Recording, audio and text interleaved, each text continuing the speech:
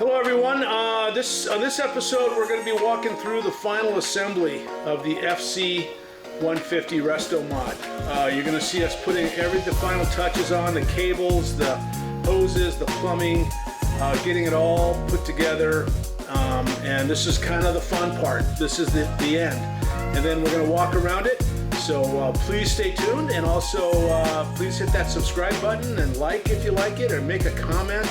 I'd love to hear from you all. Thank you so much for being part of this channel and for watching this episode.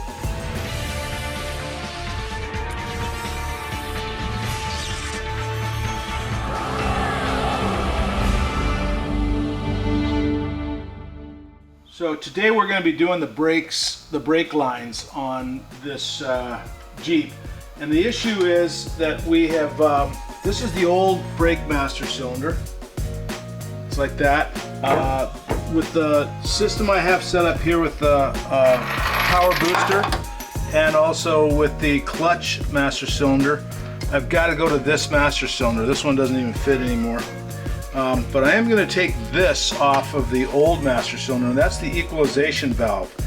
And so what it has is, it has an outlet. I plugged them, but it has an outlet for the back, the larger one for the back, and then it has two separate ones for each of the front tires, and it equalizes the brake pressure, and this is the switch for the brake lights. So that has to be done, but it does. This was right underneath this old master cylinder, like this, fit underneath it. I'm going to go underneath the vehicle, and you're going to see that that space is a little limited underneath. So we'll put a light on it, look underneath here. That's where it's going to go. We're going to mount this up here somewhere. Then we're going to run the lines to the master cylinder on one side, plug the other side, and then reconnect them to where the old brake lines were. And to do that, we're going to have to make some new brake lines. I want to show you how that's going to be accomplished. Okay, so I want to go over a few tools that I have that are simple tools but make this job actually doable. First of all, I chose copper nickel for the brake line. Now, you have a choice of steel with galvanized coating and stainless steel, and both of those choices are good, but they're hard to bend. Or you get copper nickel, and you can use that, and it's easy to make nice bends with by hand, and you can also make tighter bends with a tool like this. Okay, so this is the tubing bender that will take 45s and 90s and make those. Another tool I've got, which is a deburring tool, which is important. You got to have a tubing cutter like this one. You got to have a tube, I don't know what you call it, but a flare tool that does a two-way flare. And you're going to want to squash it first and then flare it. And so this is the flaring tool, and it comes in a kit like this with a bunch of these little pieces, which are the difference between just the flaring tool and the two-way flare. And these ones just squash the they squash the pipe down enough, and then you flare it. And I'll show you how that works. One of the tricks that I have done is I like to have a little cap of brake fluid. So you take your brake fluid, put it in a cap like that, and use that to lubricate the pipe before you flare it. So I've got a piece right here, and I'll show you how it works. You take your deburring tool, okay, and you get it nice and as clean as you can. And I have a piece of emery cloth, and I just sort of go like that to get it just as clean as I can. Just lightly. And then what you have to do, and what's easy to forget, is you got to put one of these nuts in here first. So you start by putting the flare nut in place. Now this is just a test piece, but I'm going to take the flare nut out, but you got to put that in place before you do the flare, or you'll just be cutting it out and redoing it. So then you stick your flare tool in a vise or something like that, and this clamps down. And then this is the nebulous part. This piece here, there's no gauge to know how far down you put the pipe, but I kind of go halfway on the width of this tool here. So I look at that as a gauge and I just go about halfway. Then you clamp it down like that. Stick a little bit of your brake fluid. That way you're not putting oil or silicone into the brake line. Take your flare tool, come over top here, and you squash that down until it bottoms out. Get it centered.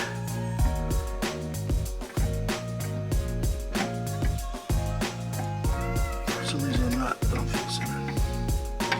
Get it centered good. Okay, then bottom it out.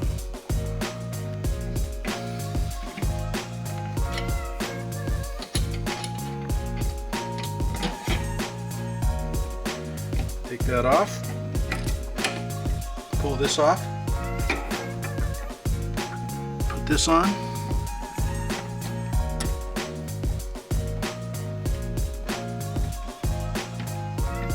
And get it centered up.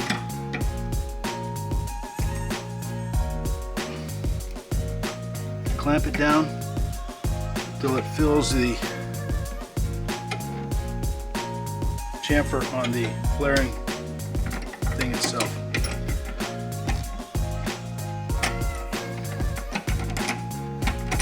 Pull that out. You got a perfect two-way flared piece. Okay, so I'm starting to do the major part of the wiring where I'm going to be putting a bulkhead connector, 42 pin bulkhead connector through, and what I'm going to use is this system. It's called Dooch connectors, and this is the tool I use to crimp. It's called JR Ready. It's not cheap. It's like, I don't know, 80 bucks or something like that. But what it does is it crimps in 4 directions. So, and then I also have a wire stripper because we're going to be stripping a bunch of wire. So I stick the wire in the stripper, pull off a piece, take the female JR connector or Dooch connector, and then I take my JR Ready thing. I have to adjust this so that it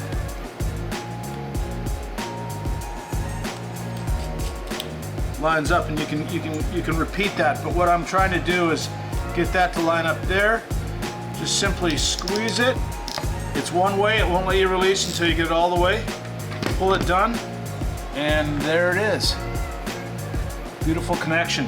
Now, what you do is you stick that in the back here. It's waterproof holes. Push it all the way through like that. Do the same thing. I'm doing the same thing with the corresponding wire on the female side. Just clip it off. Take the female connector, and it's probably easier if you do all of the male connectors at the same time because they take a different adjustment, but I can't because I want to make each one line up, and rather than do an elaborate diagram, I'm just doing the female and the male corresponding one at the same time. So stick that little cap on the wire. This is the pin side. That goes in till it bottoms out, crimp it, and now stick that in the same slot on the female side of the plug. Pretty simple and very, very strong. All right, so this is my friends Roger and Mike Noble, and these guys cracked the code on how to make the FC150 be wired to a TJ chassis. Not an easy task. Mike, when you asked the experts, what did they say? They wouldn't do it, or it couldn't be done, period. The reason being is you're trying to take analog switches and dials and gauges and mate them to a completely computerized system. Converting from a bus system to a regular. So, Roger, how did you guys end up doing it? What happened? What did you do? How'd you make it work? Well, we pretty much just went through wire by wire, and you know, if it needed to stay, it stayed, and if it didn't, we cut it out. They took all the wiring out of the dash and hooked up all the gauges as if they were still there. It's right there. And then one by one eliminated them. And then this pile on the counter and on the floor, the stuff got cut out, and then they made it work. And right now, it does work. We've got gauge cluster, air conditioning, wiper motor, all that stuff is all wired in, and we're using the existing computer and running the L6 engine the way it runs off of the computer. Pretty amazing. We can't really show you how we did it because it took lots of time, and you know, you can imagine. Yeah, and there was gnashing of teeth and pulling out of hair and everything else, but it was successful. Proud of these guys. They're my buddies, but they're also experts.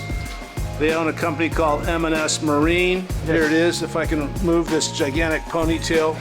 Mike spends a lot of time with hair care products, but M&S Marine, right there. Hey, Mike. You're trying to get the back. I'm trying to get you advertisements. There's the phone number. If you're ever in the central coast of California, you need some automotive work, and you need some marine work, they can do it. There's going to be a video on the 46 Chevy truck. These guys also knocked that puppy out and did a beautiful job. Thanks, guys. Thank you, John. Appreciate it. Give you a little hint that I learned. See all this?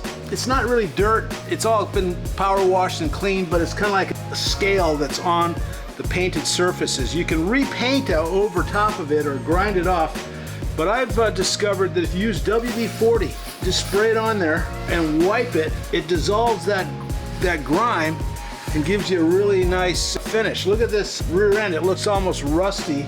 I've of course painted the cover, but even that, you can clean up quite a bit just with some WD-40, and you spray it on, wipe it all off.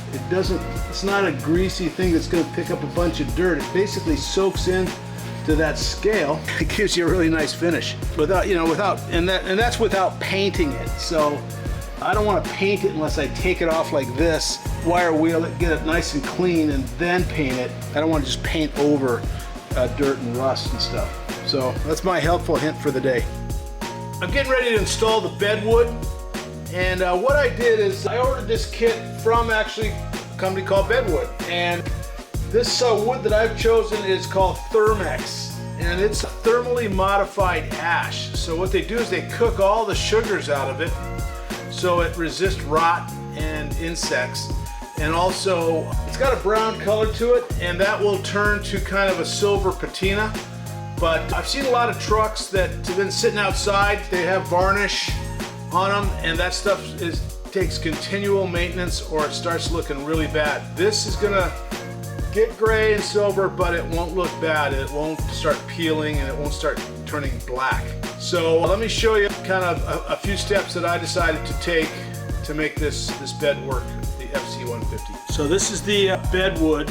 I just got it roughly laid in, and purposely ordered it just a tad bit wider than needed because what I expected would happen did happen, and that is that edge is not rocket straight. So I'll have a chance to modify the wood at the edges, just cut it to make it fit nice and snug.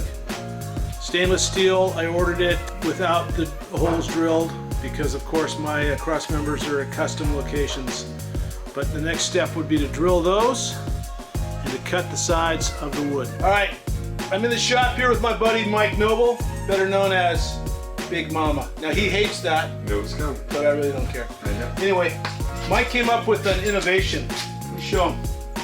So we got these bed strips here, right? And I drilled them. I bought them without the holes in them because, yeah, it's custom. Where the cross members are don't line up with anything that's known in history. So here's how we're gonna make them square holes. If you don't do this, it gets all distorted. We're gonna take a socket, a 3/8 socket, and this one is a 5/8. Stick it in with the socket side, the square side, towards the carriage bolt, and we're gonna clamp it in the vise. And the reason that Mike Noble is in this video at all is because this was his idea. Every once in a while he comes up with a good idea. Even a broken clock gets it right twice a day. All right, let's try this thing out. Okay, here's how it works. I'm gonna use this vise. Now, Mike Noble actually gave me this vise.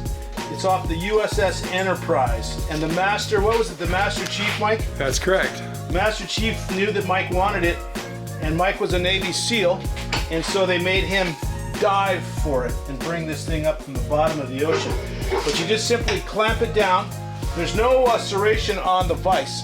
It's good. You're done. It's beautiful. Done. Let's see how it looks. Perfect. Not a dent anywhere. Not a dent anywhere. And then pull it out. You got a square hole. There's a little bit of indentation right around the hole, but you don't see it once you put the actual bolt on it. Good to go. Good job, Mike. Good idea. So it's time to do an exterior walkthrough. Start at the front. One of the things that's cool is the original glass turn indicators. You can look underneath. You can see the steer clear. You see my tow hooks. Front bumper. Get you above shot.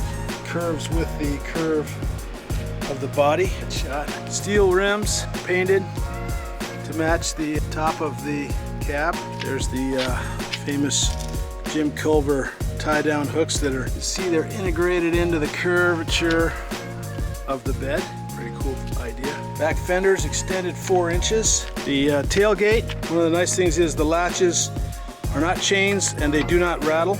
I mean, they do not hit the body. Back bumper, pretty much the way I got it, just modified a little bit to fit the fenders. We don't know exactly what it was off of, but it looks like it was made for the FC. It's cool. You can see my tag. It's 2023, the tag isn't in yet, but it's ready for the road. We're gonna get that going. And then using the existing gas tank, you can see that over there. And then this gas tank here is functional, but what that's gonna be using is this spigot right here. So you'll be able to fill gas cans with that. There's some attachments for tools like shovels. So hopefully this truck does get used at some point. Rear view mirrors off a 1956 Chevy, I think. Turn indicators in the bumper. So that's a signal and indicator. And then of course the mascot, the hand sculpted buffalo given to me by my good friend Jim Culver, his brother-in-law in Germany. Sculpted this as a real artist. Did a beautiful job representing what I think the overall look of this vehicle is, which is like the chest and head and face of a big buffalo. Here's how the tailgate works. There's 2 red knobs. Push them in, lift it down. You can see it articulates right here and slides. Folds down right there. Over on this side, you can see there's the gas cap, which is hidden behind the tailgate. So I used the original gas cap. So all the pollution control and everything else is hooked up to that. And you know, those things have to breathe and do the right thing. So that's hidden there. Close the tailgate and it's very solid, not rattly. Take a quick look at the interior. There's the Longhorn skull, hand carved in Bali. It's actually a water buffalo, but with Longhorn horns on it. Middle section is steel. And that's where we run our ducting, the air conditioning. There's the controls for the AC. There you can see the transfer case shift, middle divider, engine compartment, FC Buffalo headrests. These seats came out of a BMW because they're narrow and they work, and it's 6-way power. Take a look at the door panel. It's got wood at the top, hand-tooled leather. It's got an actual buffalo tail in it, Pendleton wool blanket going all the way to the back. There's an oil pressure gauge because for whatever reason the gauge cluster did not have oil pressure and I wanted to know it, so that's hard lined in. Brake handle has got an elk horn handle. There's the controls up here for starting, windshield, and lights. The rest of the controls are built into the I Did It steering wheel. And this is the shifter that ends up working very well. Small shift pattern put on there. There's the identification number. So here's a quick look underneath the FC Buffalo at some of the finished areas. You can see the steering box, which is a right-hand drive power steering box made with a steer clear, and the box is put in backwards, which was the idea of the Jeep Corporation when they did their FC Restomod. Here's my linkages. You can see the accelerator cable right there. And Then up top there's the transfer case shifting cable. Here's the brake light sending unit hooked up to the brake lines. You got the air conditioner radiator and the regular radiator back here. You got the 3-inch lifted front springs, tow hooks mounting. Back there you can sort of see the transfer case shifter. I got that idea from Matt from Bleepin' Jeeps, where he put two cables together. I'll show you a little bit better view of it right here, where you take angle iron and you tie the two cables together. What a great idea. Let's see what else we got. The rest is just normal FC. We got 3-inch spacer block in the back. Maybe that's a 2-inch spacer block, the back suspension. And then see how the bumper is mounted. So I've got the this original bracket here, and then it's mated up to the new heavy-duty back bumper. That's how it goes. Well, we started it, but this will be the first time we've driven it, taking all the chances that something could go wrong. Who knows? Neutral is. Purrs like a kitten. Okay, roll my window down. Good. Reverse. It's working. I gotta clear the Jeep on the other side. Let me look. Yeah, turn the wheel a little. You'll clear it. Come on back. No rear view mirrors yet. All right. Okay, so here we go.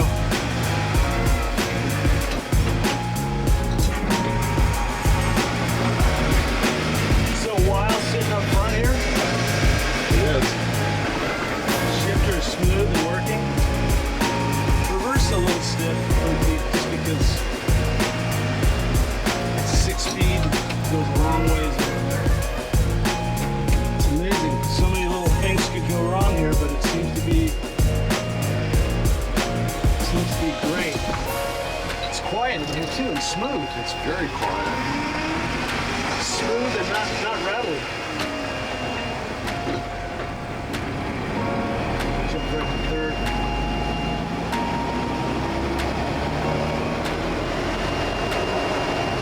Wow. Speedometer seems to be working. Yeah, that's fine.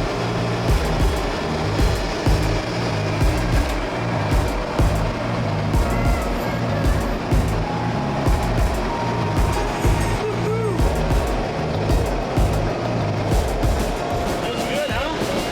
That's very solid. It's quiet. It's really pretty quiet and not rattly at all. That's what I wanted.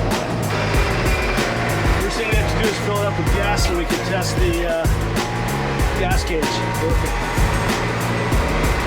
There we are. Success.